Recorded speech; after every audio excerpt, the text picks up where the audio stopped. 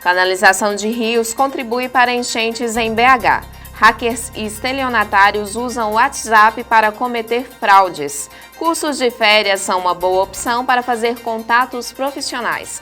Brasileiros atravessam a fronteira em busca de um diploma de medicina. Coronavírus avança, agora são 131 mortos. Iniciativa para compartilhar alimentos está em risco no Distrito Federal. Conheça o Pedro Gil, escritor paracatuense que tem apenas 11 anos. É agora no Minas Brasil Notícias.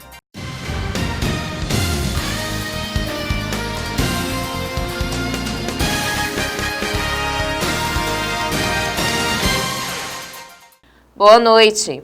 Os prejuízos causados pelas últimas chuvas trouxeram de volta as dúvidas sobre como evitar esses tipos de tragédias.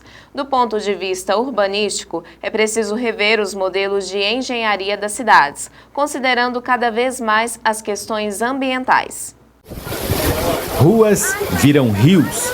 Rios inundam avenidas e casas. Os moradores de Belo Horizonte acompanham assustados a força da natureza se impor sobre o concreto. O volume de chuva bem acima da média é determinante para tantos estragos e vítimas. Foram mais de 930 milímetros na cidade em janeiro, 3 vezes o esperado para todo o mês.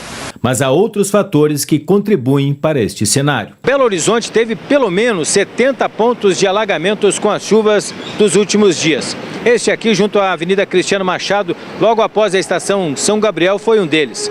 Ali atrás há pelo menos 7 pistas para veículos na Cristiano Machado.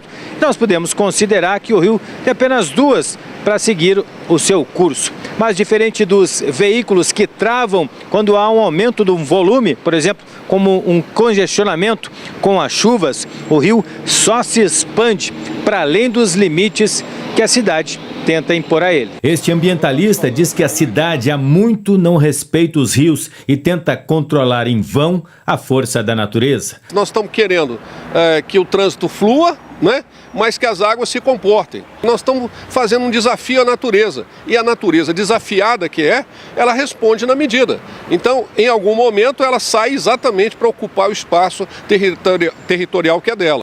Que é o encontro da Monte Simplon com a Teresa Cristina. Ó, detalhe, o rio mesmo não está cheio. Há provas disso. Em um vídeo promocional feito na década de 60, a prefeitura proclamava que a canalização do Córrego do Leitão, na Avenida Prudente de Moraes, resolveria problemas de enchentes na região. Hoje o Leitão está por baixo desta nova e ampla avenida, que vai ajudar a resolver nossos problemas de trânsito.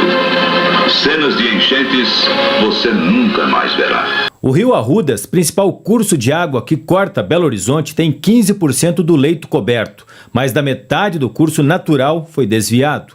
A canalização começou nos anos 20 e só foi concluída na década de 1990. Você tem que fazer captação de água de chuva em vários pontos da cidade, desde em prédios, né, em edifícios, em edificações, até na via pública. Você ter espaços como esse aqui, de solo livre, né, dentro da cidade para permitir. Você pega as nossas praças, são todas impermeabilizadas, né? Você pega um Mineirão, é um bom exemplo, em que você não tem uma gota de grama, né?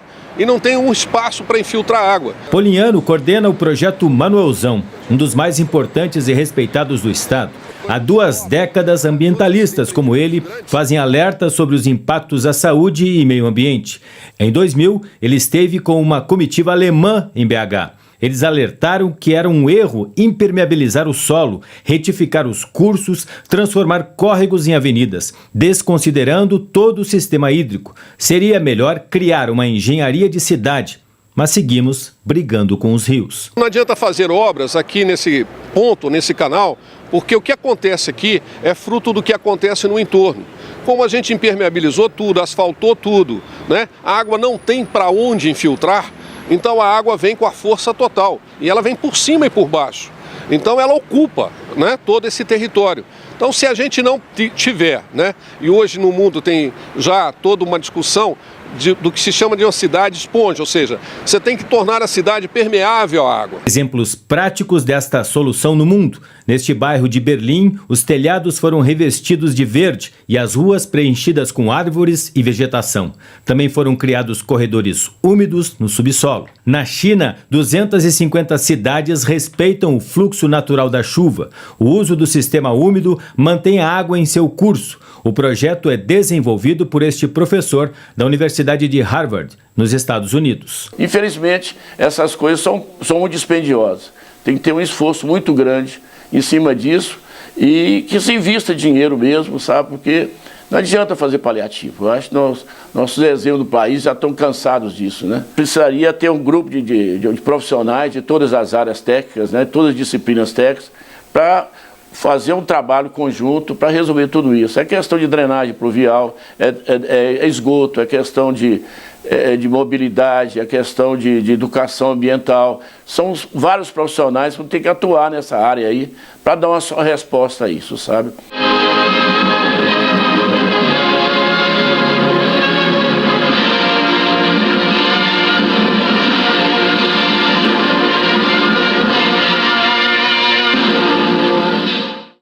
São Paulo testa um equipamento para mapear as árvores de toda a cidade. É um scanner que vai ajudar os técnicos da prefeitura para saber se é preciso podar e até o corte total da árvore. O scanner é acoplado a um veículo que, enquanto circula pelas vias, irradia cerca de 1 milhão de pontos por segundo e obtém uma imagem 3D. A ferramenta vai avaliar a necessidade de poda ou remoção de árvores. O último levantamento feito há muito tempo atrás, de 651 mil árvores na cidade de São Paulo. E a gente precisa estar isso atualizando muito para a prefeitura, e isso é extremamente importante para o planejamento. Para você fazer um planejamento de manejo de árvores, do que vai ser podado, do que vai ser suprimido, a gente precisa ter esta informação muito atualizada. O projeto piloto será implementado ao longo dos 2 quilômetros da rua Ribeiro Lacerda, no bairro do Ipiranga, zona sul de São Paulo. O resultado será entregue em 60 dias. Se bem avaliado, pode ser expandido para a cidade inteira. A inspiração para esse serviço foi o mapeamento de viadutos e pontes já realizado na capital paulista. Essa tecnologia vai auxiliar no cadastramento das árvores da cidade, obtendo medidas como o diâmetro do tronco, altura e inclinação. Hoje esse serviço é feito manualmente pelos técnicos da prefeitura. Essa ferramenta não dá informações sobre o estado das árvores. Eu acho ótimo que a prefeitura comece a se preocupar em cuidar das nossas árvores, a contabilizar nossas árvores. Agora, o que me preocupa é que ao longo dos últimos anos a gente vem assistindo lançamentos de projetos para cuidar, para contar as árvores, alguns até com instituições sérias como o IPT, e que não vão adiante de algumas ruas ou um bairro da cidade. A gente sabe que a gente tem uma arborização inteira de uma metrópole para entender, cuidar, para que ela possa realmente fornecer serviços ambientais eficientes e saúde aos cidadãos. E veja a seguir: hackers e estelionatários usam o WhatsApp para cometer fraudes. Cursos de férias são uma boa opção para fazer contatos profissionais. Brasileiros atravessam a fronteira em busca de um diploma de medicina. Nós voltamos já.